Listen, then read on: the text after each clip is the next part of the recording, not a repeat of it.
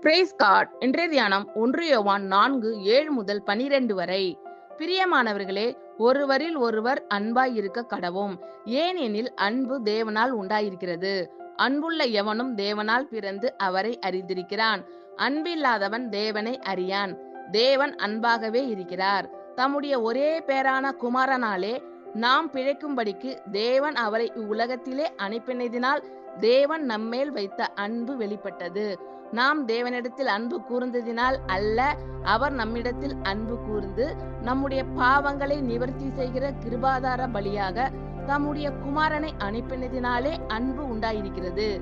பிரியமானவர்களே, தேவன் இவ்விதமாய் நம்மிடத்தில் அன்பு கூர்ந்திருக்க நாமும் ஒருவரிடத்தில் ஒருவர் அன்பு கூற கடனாளிகளாய் இருக்கிறோம்.